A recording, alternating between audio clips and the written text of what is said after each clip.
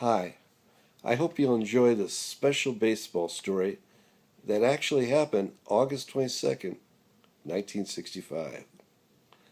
It was a Saturday like no other Saturday in the Wynn household. August 22nd, 1965. It was my dad, Mom. I was 13, and my brother was 7. We lived in Pacific Grove, California.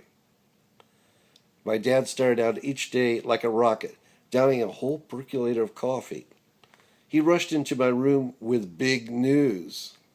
A pal of his had just bought over 4 tickets to the San Francisco Giants LA Dodgers baseball game. Could we go? You bet we could go. This was a huge game. The San Francisco Giants and LA Dodgers had been bitter rivals since their days way back in New York. Now, they were fighting for a hotly contested pennant race. This was a huge game. The 4 of us rushed out the door and jumped in the car, but we forgot something. That something was called breakfast, spelled Breakfass, just as it sounds. My dad was a Polish guy from New York, and my mom was a Ukrainian gal from New York. And each morning, these California transplants had big breakfasts, spelled Breakfass, just as it sounds, breakfast. And these breakfasts featured Polish omelets, plenty of sausage, plenty of cheese, plenty of onions, and potatoes, and of course, sauerkraut for breakfast. But not this morning, because we have the huge game, no breakfast.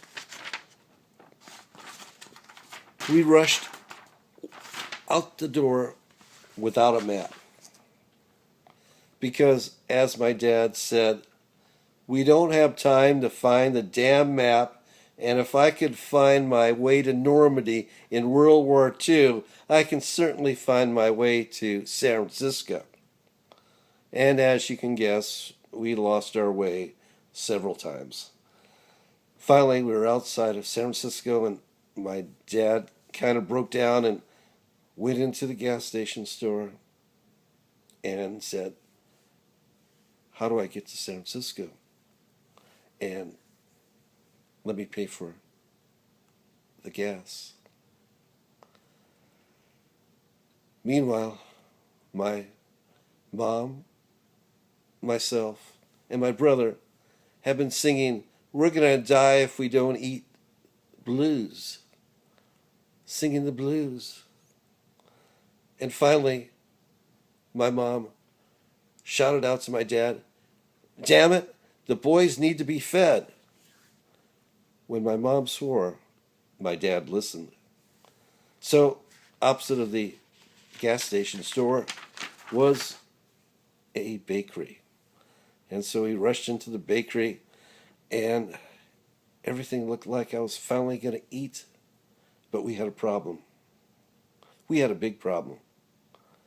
They only had chocolate donuts. Why was this a big problem? It was a big problem because I was alleged to be allergic to chocolate donuts. The chocolate part. I was supposed to be allergic to chocolate. I had several bouts of asthma, and somehow the doctor thought I was allergic of all things to chocolate. Well, my dad looked at the situation and he said, "Alan is 13. He's almost a man now. He can eat a chocolate donut." My mom countered that argument by saying, "He's going to have asthma. He's going to have asthma. We're going to have to go to the hospital. We're going to have to go to the hospital." They went back and forth. Meanwhile, my younger brother had taken out his wallet and was eating away, munching away at some chocolate donuts, oblivious to the whole argument. Well, finally, my dad won the argument, and I had my first chocolate donut. And I had one donut. And I had two donuts. And I had three donuts. And we were ready to go to the ball game. So we finally go to the ball game, and the atmosphere was, as I say, electric. The Giants had the high-kicking Juan Marichal, a tremendous pitcher. And in center field, in my estimation, the greatest ball player ever, Willie Mays. The Dodgers that day featured the graceful, hard-throwing southpaw Sandy Koufax. And in my mind, he was the best pitcher ever in his time. And behind the plate for the Dodgers was the veteran John Roseboro. It was a terrific game. Tense game. People arguing team to team at the umpires. Great plays. It was a 3-3 tie in the seventh. Juan Marichal, the Giants pitcher, was batting. He was at the plate. And you could tell, was very flustered by the hard-throwing Sandy Koufax. Koufax unleashed a fastball, and Roseboro caught it for a strike. And as the story goes, he was razzing Marichal, and when he threw the ball back to Koufax, it nicked Marichal's ear. The ball nicked Marichal's ear. When this happened, Marichal turned to John Roseboro, said something. Roseboro stood up, and then Marichal did the unthinkable. He began to slam the baseball bat against John Roseboro's ear. And suddenly there was a flood of blood all over John Roseboro's face. Sandy Koufax, the pitcher, seeing this, rushes towards the plate, and he can see that great left-hand arm reaching for the bat. Willie Mays had jumped off the bench, and now he was at the plate. And suddenly, everybody's fighting. My brother was screaming. I was screaming. My mom, maybe the loudest, and she said the immortal words, "There's going to be a race riot. There's going to be a race riot." My dad, where was my dad? My dad went to get us a pizza.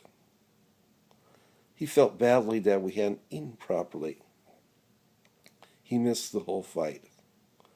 And that's what he said for the rest of his life. He missed the whole fight. And so this lasted, it seemed like an hour, but it was probably a half hour. And finally, everybody was cleared off the field. Juan Marichal was, of course, ejected from the game, later suspended. Roseboro was taken to the hospital, but we still had the game to go. And Sandy Koufax was on the mound, and you could tell he was shaken by what had happened. His best friend, catcher John Roseboro, had been hurt so badly. It was not the same Sandy Koufax. And up came Willie Mays. And remember, the score was 3-3.